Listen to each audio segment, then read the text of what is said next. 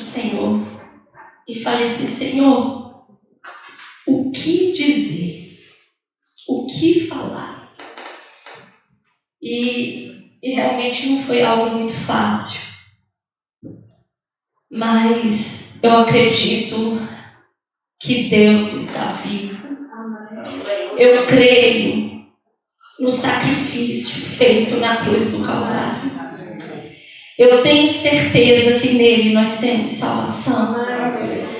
E algo me fez refletir quando nós estamos diante de situações aqui assim, ou semelhantes, o que é que nós podemos dizer de Deus? Quem é o nosso Deus? E nessa tarde eu quero refletir com os irmãos em apenas 2 versículos de um salmo muito conhecido. Vamos abrir as nossas Bíblias no Salmo 91. E nós vamos ler apenas os versículos 1 e 2. Eu sei que são versículos muito conhecidos. E não só os 2 primeiros, mas todo o salmo.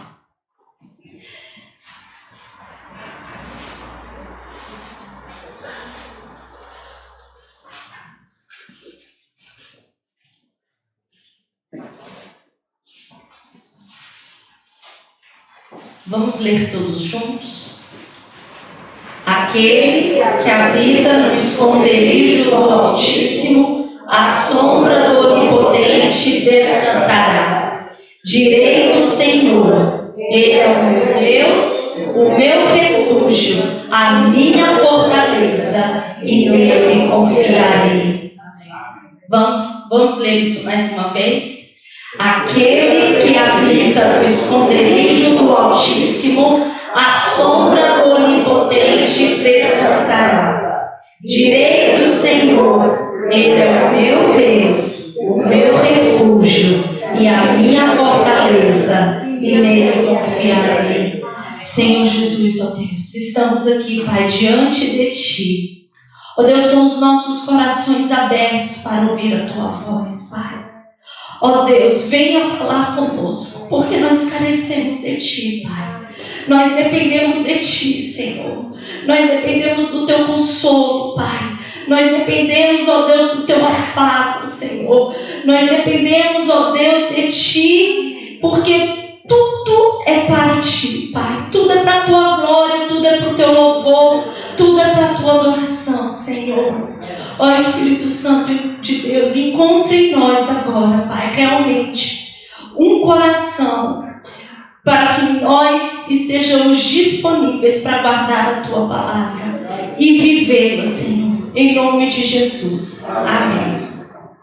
O Salmo 91, como eu já disse, é um salmo muito conhecido e muito popular. E até tem aqueles que deixam a Bíblia aberta no Salmo 91, à porta de casa, não é verdade? Mas também há uma outra verdade, que nem sempre ele é usado e aplicado da maneira como se deveria. E nós não temos informações ao certo de quem compôs esse salmo, a quem pertence esse salmo, qual a autoria dele. Dentre os outros, nós sabemos que alguns foram Davi, outros foram compostos por filhos de Corá, outro por Moisés, mas esse não se sabe ao certo quem escreveu. Mas é certo também que foi um salmo usado até pelo próprio diabo. No Evangelho segundo escreveu Mateus, no capítulo 4, versículo 6, nós lemos: então o diabo levou a cidade santa, a que Jesus, quando foi tentado, colocou sobre o pináculo do templo e lhe disse: se és filho de Deus, atira-te abaixo, porque está escrito: aos seus anjos ordenará ao teu respeito que te guardem. Eles te sustentarão nas suas mãos para não tropeçares em alguma pedra. Respondeu-lhe Jesus: também está escrito: não tentarás o Senhor teu Deus. Já usou de forma enganosa. Mas não foi só. Jesus também, e isso nós vemos no registro em Lucas capítulo 10, faz uma menção e uma referência ao que está escrito também neste Salmo 91, quando está ali a enviar os seus discípulos. Eis aí, vos dei autoridade para pisar de serpentes e escorpiões e sobre todo o poder do inimigo, e nada, absolutamente, vos causará dano. Isso tem de encontro com o que nós lemos no Salmo 91, versículo 13. Pisarás o leão e a áspide, calcarás aos pés o leãozinho e a serpente. E nós sabemos também que esse salmo não é um salmo para nós reivindicarmos uma segurança literal no que diz apenas a nossa vida terrena. É verdade que o Senhor tem poder e Ele nos livra. Mas aqui nós temos algo além de uma segurança, de uma guardia estritamente física e terrena. Nós estamos diante de um salmo que podemos ser consolados, porque sabemos que realmente o Senhor não nos guarda só para esta vida e para este tempo, mas Ele nos guarda até que cheguemos a desfrutar a vida eterna. Ele nos guarda para si, essa é a maior verdade. Mas, como eu já disse anteriormente, em momentos de dificuldade, nem sempre nós escutamos de muitas pessoas, e algumas quando ainda não são cristãs, questionamentos como: onde está o teu Deus? Onde está o teu Deus? Quem é o seu Deus? Mas isso não fica apenas na boca de outras pessoas, isso também invade o nosso coração e a nossa mente de alguma maneira, ao ponto de nós perguntarmos quem é Deus. E nessa tarde eu quero refletir com os irmãos. O que dizes tu do teu Deus? Por quê? Porque nesses 2 primeiros versículos o salmista diz quem é Deus para ele. E ele diz que Ele é o meu Deus, o meu refúgio e a minha fortaleza. Mas antes mesmo dele dizer que Deus é o seu refúgio, é a sua fortaleza, ele mostra que ele só consegue dizer que Deus é esse Deus porque ele realmente está escondido e está habitado no esconderijo do Altíssimo. É importante nós entendermos que nós só temos uma perspectiva real de quem é Deus quando nós estamos nele.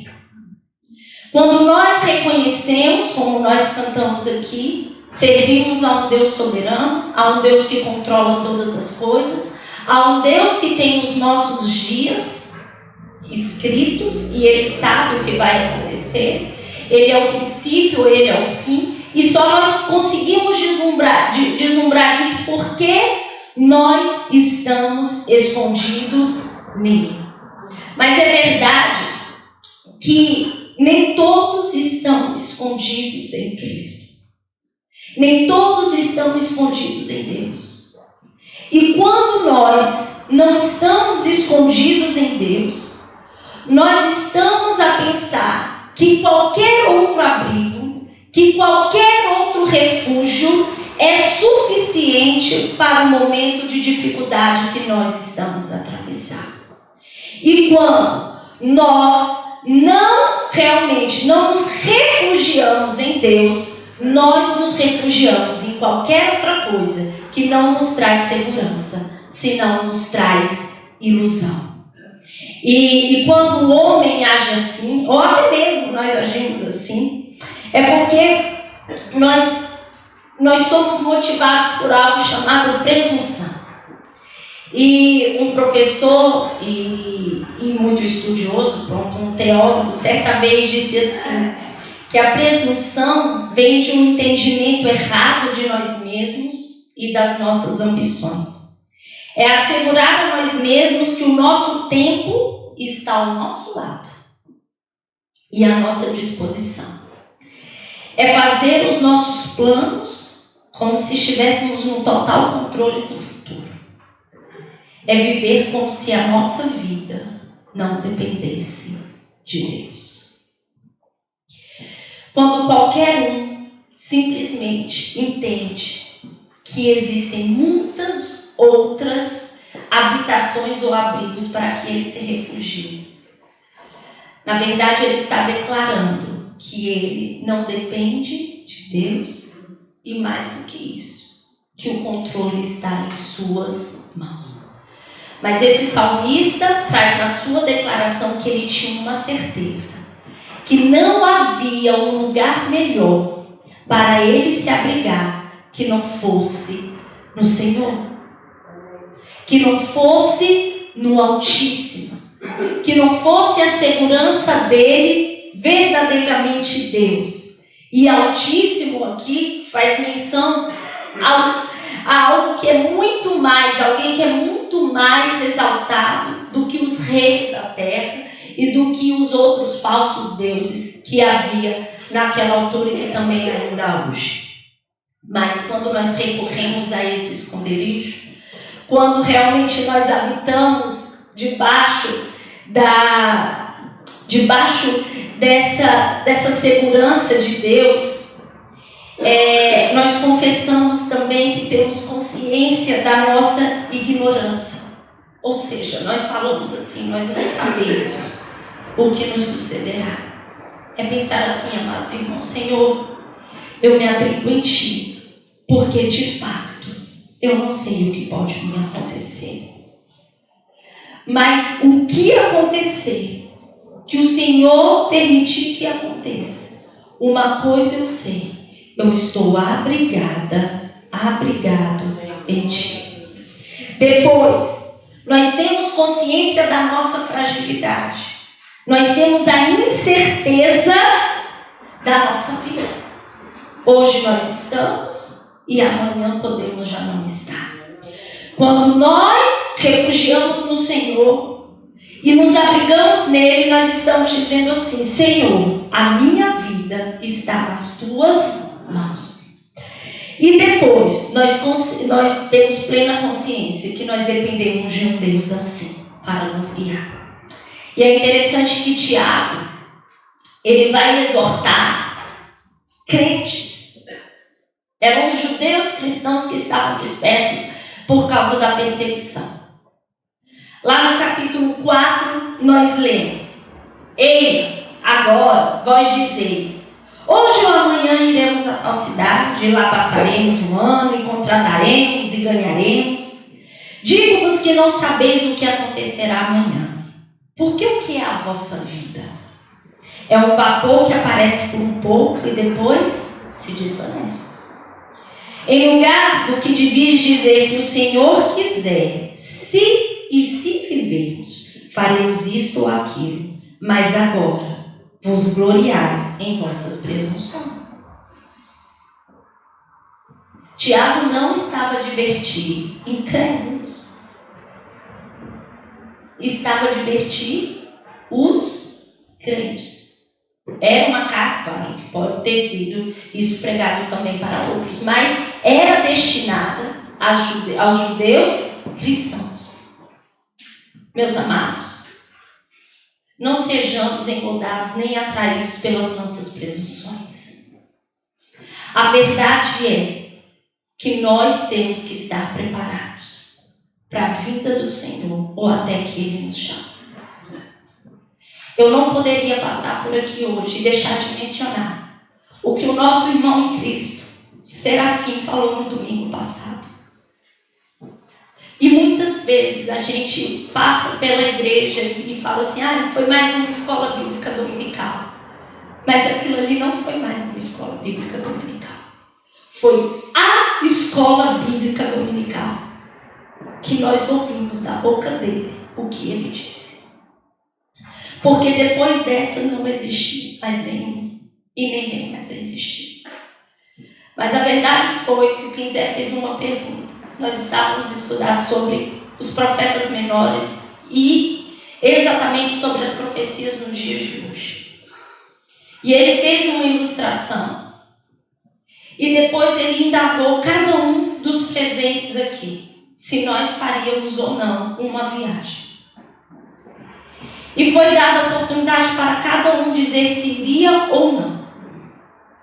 E o irmão Serafim, que era de poucas palavras, disse assim: sim, eu faria essa viagem, porque eu tenho certeza da minha salvação. E se o Senhor me chamar, eu tenho certeza que eu estarei na glória. Sabe por que o nosso irmão tinha essa certeza? Porque ele não estava abrigado nas suas presunções, nos seus planeamentos, nos seus projetos, porque ele tinha e tinha muitos, mas acima de qualquer isso, ele estava abrigado no Senhor e ele tinha certeza que aquele que tem a vida dele nas suas mãos o recolheria na hora que ele realmente quisesse. Meus irmãos, quarta-feira o Senhor chama esse irmão. Mas nós ficamos com o testemunho. Mas o salmista não nos diz apenas que ele abriga e habita no esconderijo do Altíssimo. Mas ele continua. Ele diz assim: a sombra do Onipotente descansará. A sombra do Todo-Poderoso. Ou seja, na extensão realmente dessa guardia, desse poder. E quando nós lemos isso, nós temos aqui a plena clareza de que, de um lado, nós temos um Deus Todo-Poderoso. Nós temos o poder de Deus. E, em contrapartida, nós temos a fragilidade do homem. Deus tem todo o poder, meus amados. Todo o poder.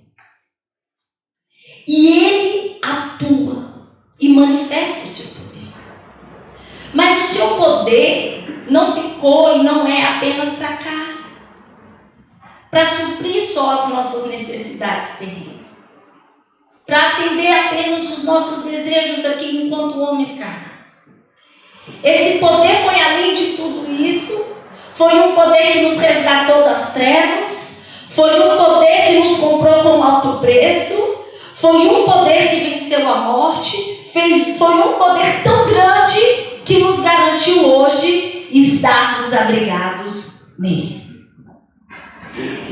E o que está em questão não é se Deus tem poder ou não, mas é que Deus atua com todo esse poder segundo os seus propósitos e para a glória do nome dele.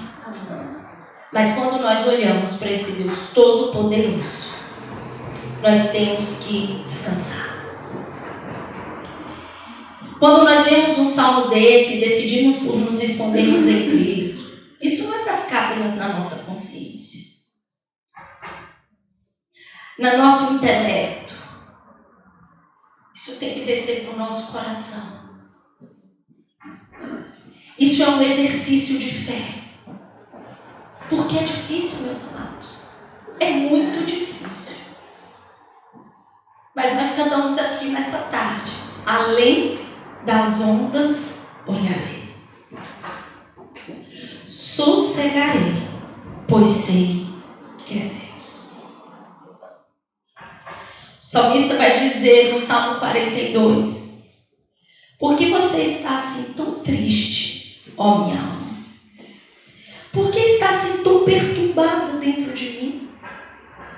Põe a sua esperança em Deus, pois ainda o louvarei. Ele é o meu Salvador e o meu Deus. A minha alma está profundamente triste. Por isso, de ti me lembro desde a terra do Jordão, das alturas de Hermon, desde o monte de Mizar. Apesar de toda a tristeza, esse salmista tinha uma convicção de que ele ainda louvaria o Senhor. Mas depois o salmista prossegue dizendo: direi do Senhor, Ele é o meu Deus. E hoje na ceia, o Quinzé falou assim: Ele não é apenas o Deus de Isaac e de Jacó, mas é o Deus da Marisa. E começou a falar: E eu disse assim, meu Deus, realmente era isso para ser falado. Porque a primeira coisa que o salmista faz é se identificar com essa pessoalidade de Deus. Nós somos desafiados a olhar para esse Deus majestoso e dizer, e eu sou dele, e ele é meu. E isso aconteceu por causa do sangue vertido na cruz do Calvário. Mas se nós tivermos que dizer quem é esse Deus, nós poderíamos usar aqui muitas palavras. Mas nessa tarde, eu quero ler Isaías 40.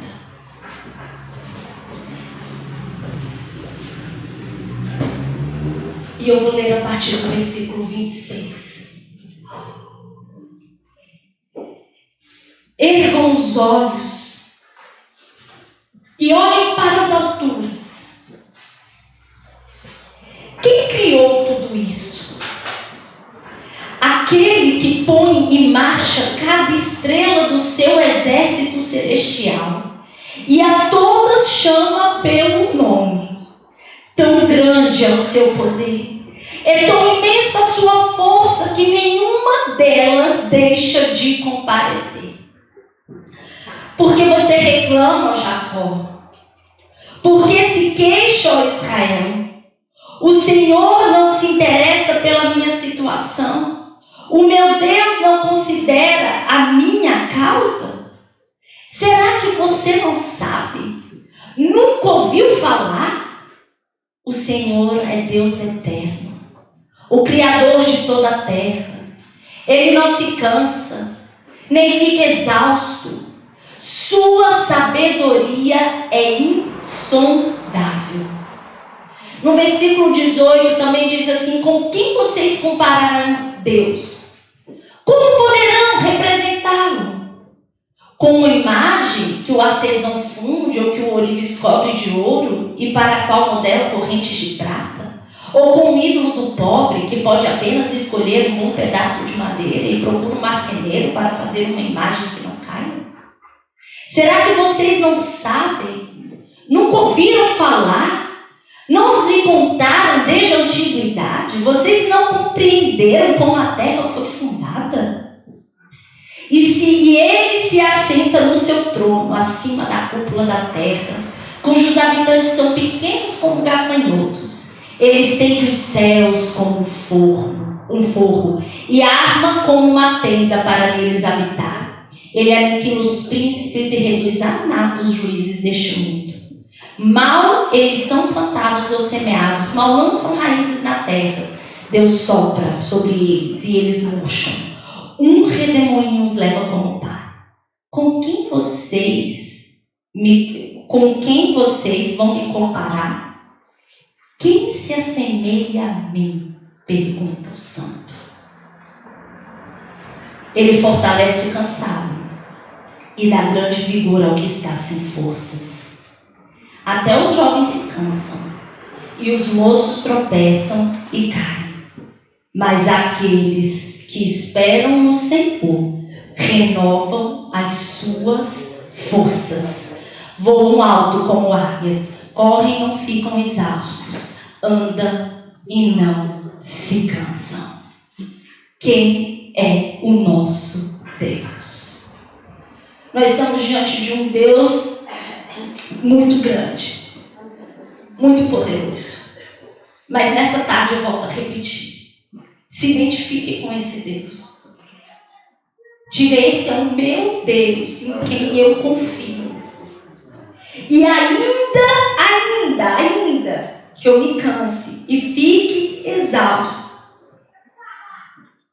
Ele renovará as minhas forças.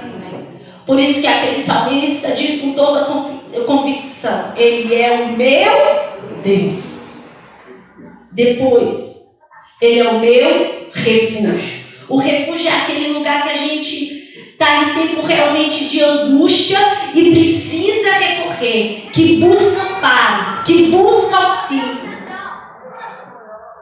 Ele é a minha fortaleza. E a fortaleza é esse lugar preparado para resistir a algumas guerras ou invasões ou ataques, como era antigamente. É uma edificação realmente construída com o objetivo de proteção. E o salmista só encontrava isso e só via isso em Deus. Somente em Deus.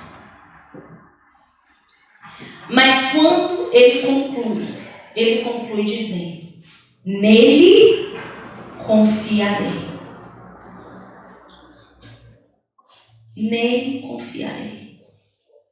Que a confiança, meus amados, não seja um estado transitório na nossa vida.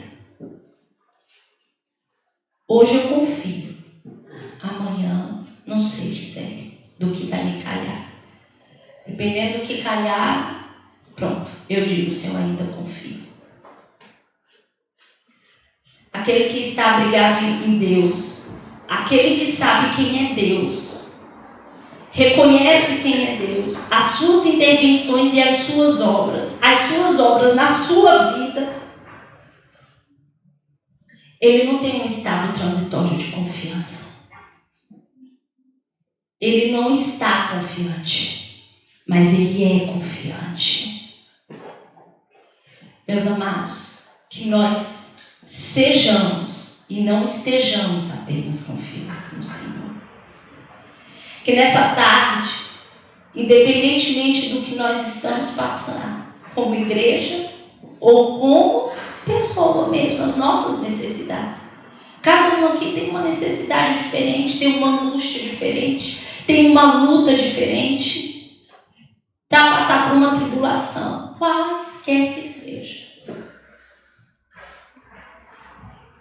Ele é o seu Deus, o seu refúgio, a sua fortaleza, e nele você confiará.